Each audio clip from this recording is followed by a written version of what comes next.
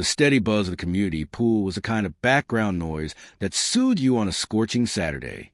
Kids splashing, a dog barking somewhere past the tennis courts, neighbors muttering as they hunted for whatever shade the umbrellas still offered.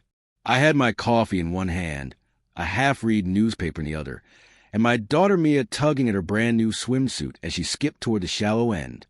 Everything felt perfectly ordinary until it didn't.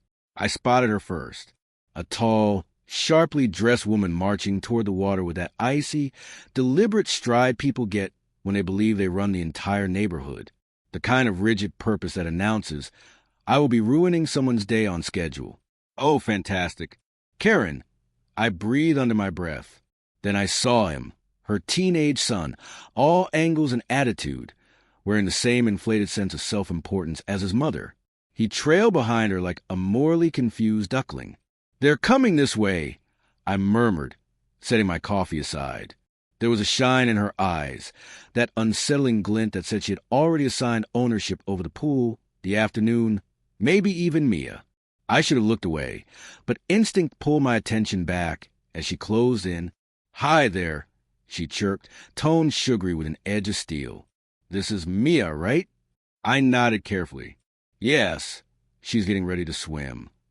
Her son stepped closer, and something cold tightened in my gut. I need to check the swimsuit fit, he said, casual in a way that wasn't casual at all. I blinked hard. Did he seriously just... I straightened, my comm cracking. Excuse me. Just need to make sure it fits properly, he added, giving a smile so confidently wrong it made the hairs rise on my arms. My heart hammered.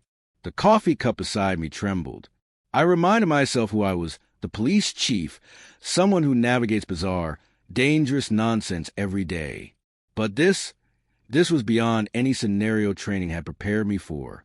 His mother watched, her lips curled in a smug little smirk, thriving off of the discomfort she was manufacturing. She looked almost triumphant, like this moment was hers to command. Absolutely not, I said sharply, positioning myself between them and my daughter. You are not touching my daughter. That is completely inappropriate.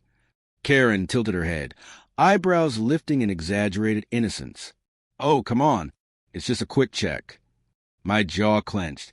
That is not your decision to make. Her son paused, the smirk flickering, and then he looked at her again, clearly waiting for her to bail him out. And she did, just not in any way that made me feel better. She leaned in, whispered something too quiet to hear, and he backed away with his hands lifted like he was a victim here.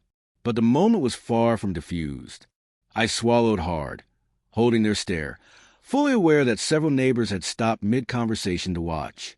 The air thickened, heavy with judgment, curiosity, and something darker. And that's when it clicked. This wasn't some spontaneous, weird moment. This was the first strike, the start of a fight I hadn't asked for, but suddenly couldn't avoid. As soon as she and her son stepped back a few paces, I let myself hope the madness might end right there, that maybe they'd embarrass themselves enough to retreat. Wrong. Ho-eh. Karen wasn't the type to back down from anything. Not in her universe.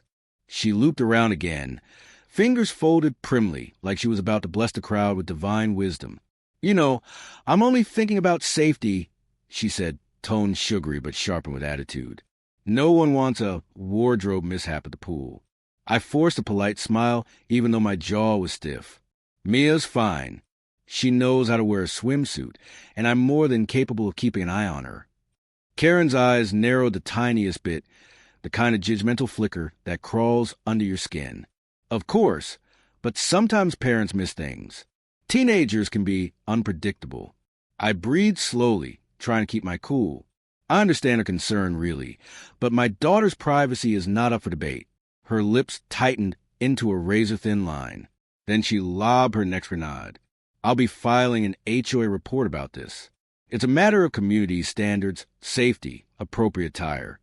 She let the words dangle in the thick, humid afternoon like a threat waiting to drop. I blinked. A report. About a swimsuit. About my kid. My hands curled into fists, but my voice stayed level. You can report whatever you want, but you won't find anything inappropriate. Her son shifted uncomfortably, glancing between us. Mom, Maybe we should just quiet Jeremy, she snapped, her tone slicing through the air with practiced authority. For a second, the entire pool went still, tension rippling across the deck. Parents paused mid-sunbath. Kids froze mid-splash. I caught a few stunned stares, the kind that whispered, "Here we go." I stepped in closer, lowering my voice so only she could hear. "Listen, I don't care about HOA drama. My daughter is off limits. File whatever you want. But don't ever put her in a situation like this again." Her expression didn't budge. If anything, the slight curl of her mouth grew, twisting my stomach. She took it as a challenge. Before I could add anything else, her phone buzzed. She glanced down, then back at me with a smile that didn't reach her eyes. "Oh, look, the HOA president wants to talk. I'm sure they'll appreciate hearing both sides." I clenched my jaw, already sensing the disaster forming. She wasn't stopping at petty comments or empty threats. She was dragging the entire HOA machine straight into our lives, and I could practically hear the battle starting.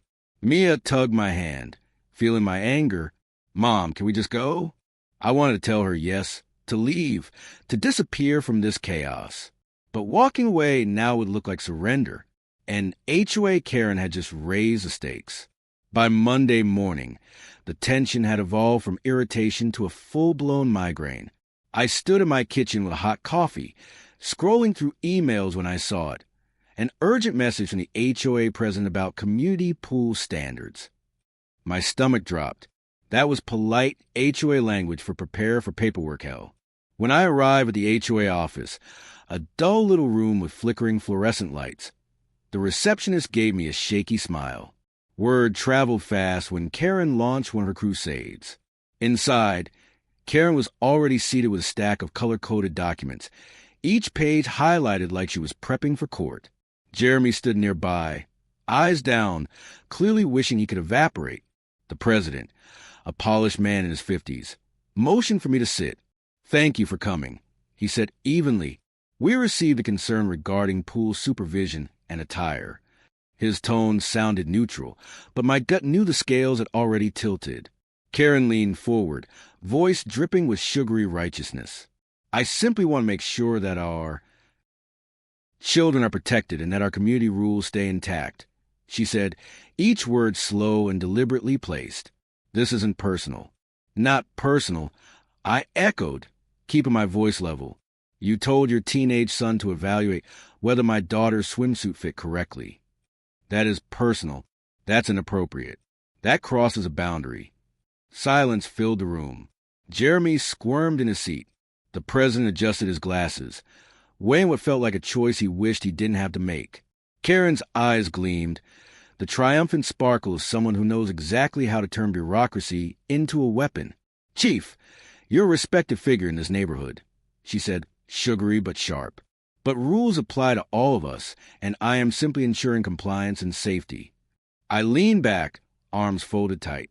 Pushing for safety doesn't mean trampling someone's boundaries. You don't get to twist concern into an excuse for indecency. Jeremy tapped his foot anxiously, earning a harsh glare from his mother.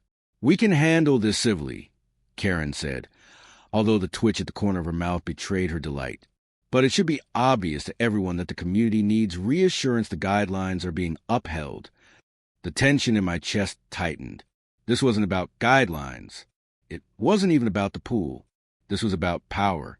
And she wanted my family to be her example. Then she tossed out a line that made my blood turn to ice. "Perhaps we should demonstrate what proper attire looks like. You know, for clarity." I froze. The words hung between us like a polished threat dressed in neighborly etiquette. I pictured my daughter's face, and the realization hit. HOA Karen wasn't finished. This meeting was simply her opening act. By week's end, I thought the chaos had died down. I was wrong. HOA Karen didn't retreat. She escalated. By Thursday morning, my phone buzzed nonstop. Alerts, messages, comments on community social threads. She had already crafted her narrative online. I stared at my screen in disbelief. There was a photo of the pool, faces blurred, caption dripping with manufactured concern. She cast me as the unreasonable parent defying safety guidelines. My chest tightened. I've dealt with criminals, domestic disputes, car chases, but this was a different level of violation. My phone rang. A neighbor. "Did you see her post?" they asked nervously. People are talking. They're choosing sides. Choosing sides. Exactly her goal. Stir division. Stir gossip. Seize influence. I could feel the atmosphere of the neighborhood shift, the subtle change in how people glance at me. Uncertain, conflicted.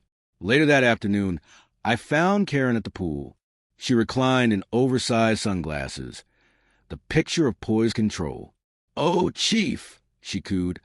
"I just wanted the community to understand the need for proper supervision." By spreading lies about my family, I snapped back, my voice stripped of its usual restraint. She tilted her head, feigning disappointment. "Transparency is important. People deserve to know. It's all for the children, after all." Heat pooled under my skin, but I held myself steady. This isn't transparency. It's harassment. A small cluster of neighbors lingered nearby, pretending not to watch but failing miserably. Some hid behind umbrellas.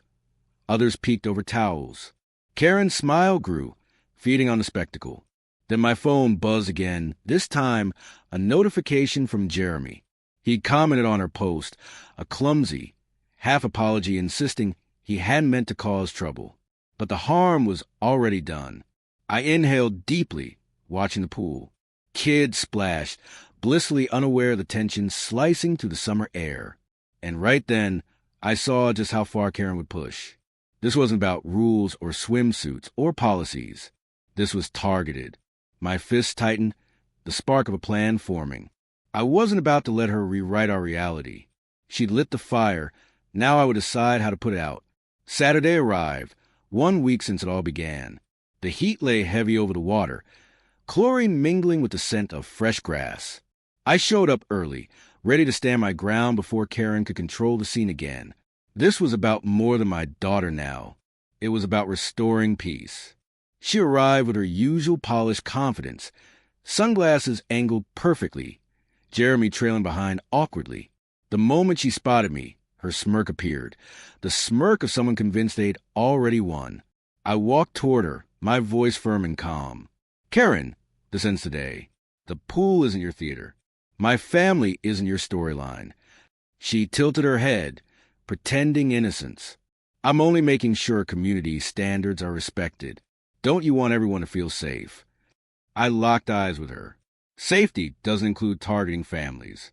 It doesn't include fabricating posts online. And it certainly doesn't include putting my daughter in an uncomfortable position. You cross a line. I'm here to make sure you know it stops now. The pool went still. Conversations trailed off. Kids paused mid-play. Even the lifeguard leaned forward, sensing the peak of a neighborhood saga that had spiraled way past swimwear. Karen's smirk faltered. "You're serious about this?" "Very serious," I said. "And let's be clear, any more attempts online or otherwise will have consequences." My voice stayed calm, but the authority beneath it was unmistakable. Jeremy shifted uneasily, mumbling about wanting to leave. Karen didn't respond right away. The summer air held its breath. Finally, she let out a calculated sigh and nodded. "Fine. The matter is closed." "For now," I said coolly. I wasn't giving her an inch. "I trust that means never again." She gave a stiff nod, glanced at Jeremy, and walked away, heels clicking in retreat. He followed behind, head low, whispering apologetic fragments. The spell she'd cast on the neighborhood had cracked, at least for today. I watched them go, my pulse still high from the confrontation. Mia ran over, hugging my leg tightly. "Thanks, Mom," she whispered. I knelt, hugging her close. Relief mixed with a simmering aftershock. Always, no one crosses our boundaries. Not now, not ever. The pool slowly returned to life. Laughter, splashing, sun-warmed chatter. But I knew the echo of Karen's power grab would linger. The battle was won, but the quiet war of community politics would roll on. Still, watching my daughter safe, I let myself savor a small, hard-earned victory. The mental camera clicked, conflict, escalation, confrontation, and finally calm triumph. Summer had brought its drama, but we'd come through stronger and united. If you felt the tension of this journey, tap like, because standing your ground matters. Subscribe to Karen's Hub for more real-life showdowns where everyday people reclaim their power. And tell us below, what would you do if a neighbor stepped over the line?